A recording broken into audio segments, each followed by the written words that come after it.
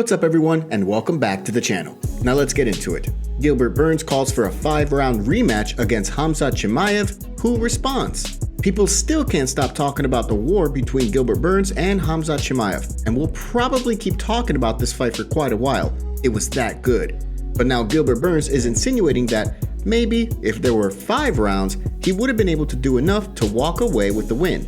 In fact, Burns is now calling for a 5-round rematch against Khamzat just days after that epic bout. The UFC 273 welterweight fight had it all, and by the end of it, Khamzat was declared the winner via unanimous decision.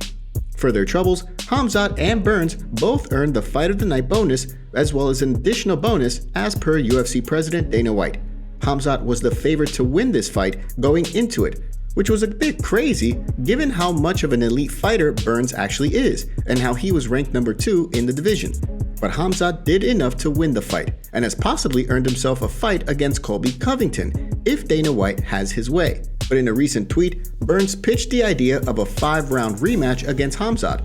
This is what he stated: "I call the cops, don't show up, you know who to call, Khamzat Chimaev, 5 rounds. To which Khamzat issued a simple response: "In 5 rounds, I will take your soul. See you soon, boy."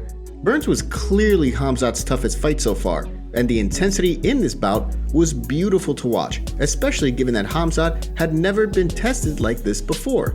Still, it's unclear what's next for Burns. But what do you think about the Brazilian hinting that he wants a rematch with Khamzat? And who do you think should be next for Durinho?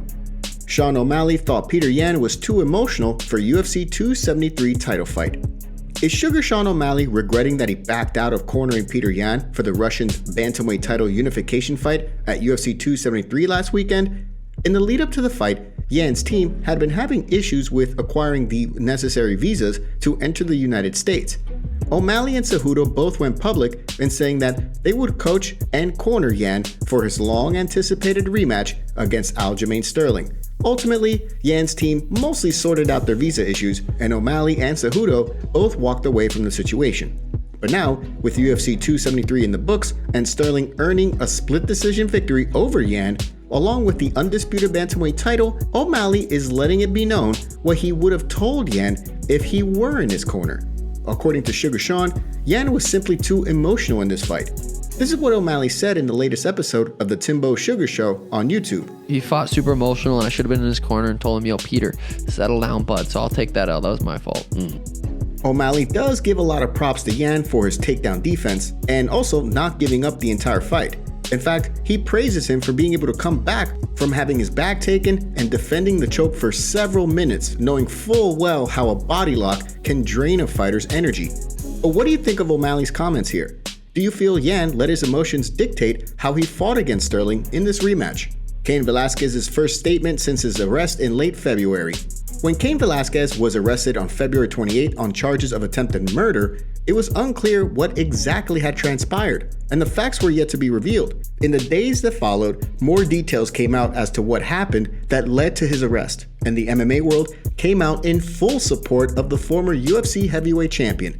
A female child relative of Velasquez, rumored to be his young daughter, although there's no confirmation on that, had been sexually assaulted as many as 100 times by a man named Harry Goularte, a 43-year-old who lived in the same building as the daycare facility in which the sexual assaults had taken place. Goularte was arrested on charges of lewd and lascivious acts with a child under 14, but the court granted him bail shortly after he was arrested. Days later, on February 28, Velasquez allegedly followed a vehicle carrying Goularte, his stepfather, and another person, and Cain allegedly shot at the vehicle, although the bullet actually hit the stepfather, who suffered non-life-threatening injuries.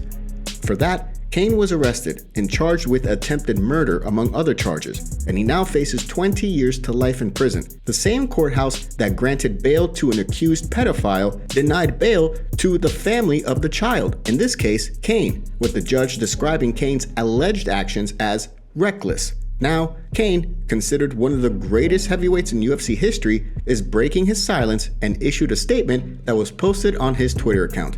To everyone that has expressed your support, my family and I will never be able to thank you enough. From the bottom of our hearts and depths of our souls, we are forever grateful for your love. Your selfless gestures and kind words have given me strength in my darkest times. This story is complex and slowly unraveling as we speak.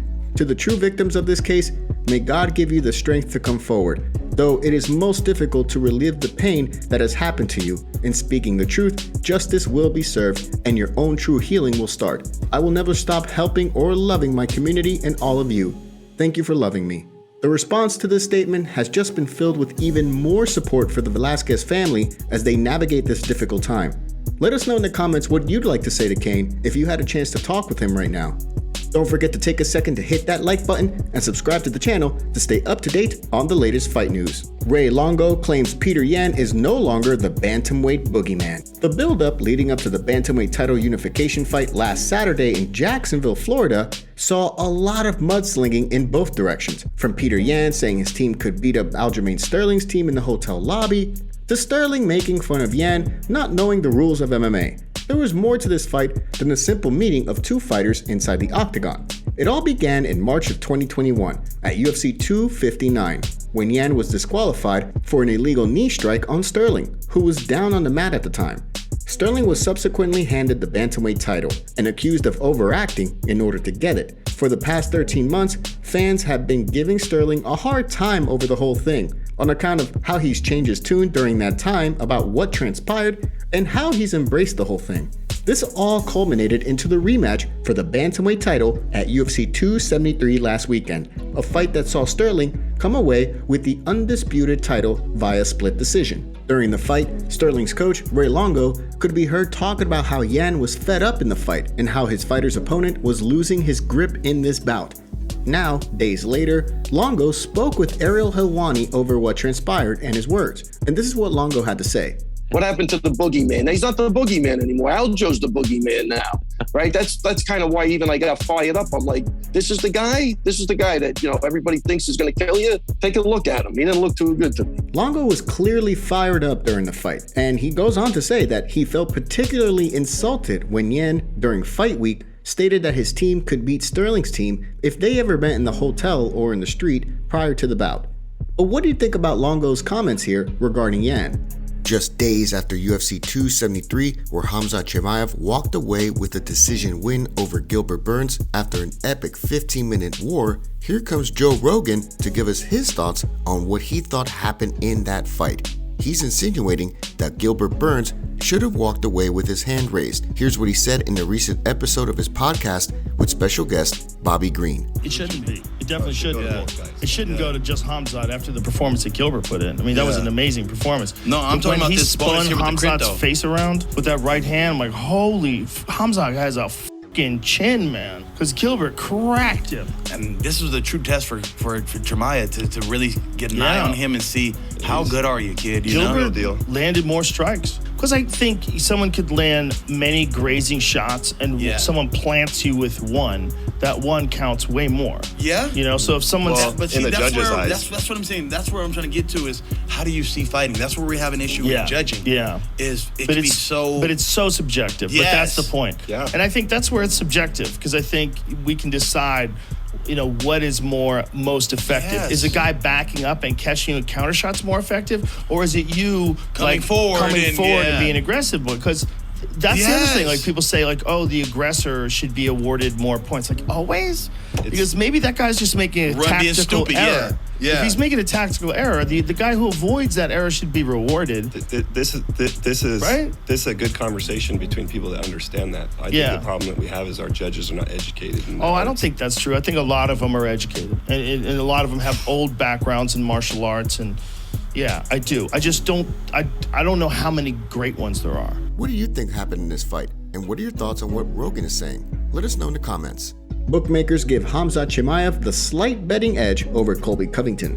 With Khamzat Chimaev now firmly entrenched as one of the top draws in the welterweight division and proving that his hype is real, the UFC is looking at possibly matching him up against Colby Covington next.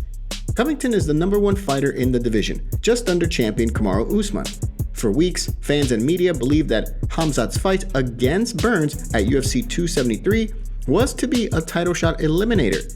But UFC President Dana White put cold water on that idea just days before the event, when he told Pat McAfee that if Khamzat wins, he would be fighting Colby Covington next. Covington had been fielding questions about Khamzat Ever since November, when he lost his rematch for the welterweight title against Kamaru Usman, Colby has made a lot of disparaging remarks about Khamzat and balked at the idea that the Chechen Swede would even be able to compete against someone like him. But now, with the UFC president backing the idea of a Khamzat-Colby scrap, the odds makers are weighing in, and using their fancy math, they believe Khamzat is the early betting favorite for this fight. BetOnline, an internet bookmaker, set the opening lines at -200 for Chimaev, with Covington at a +170 underdog. After about a day, the lines moved a little bit more towards Covington's favor, but not by much, with Chimaev at -125 and Covington at +105. What do you think of the early betting odds for this fight? Do you feel Khamzat is the favorite to beat Covington? Or do you think this is Covington's fight to lose? Today's video was packed with some juicy stories from the fight world. What are your thoughts about what's going on in MMA? Don't forget to smash the like button and subscribe to the channel to see more videos just like this. See you next time.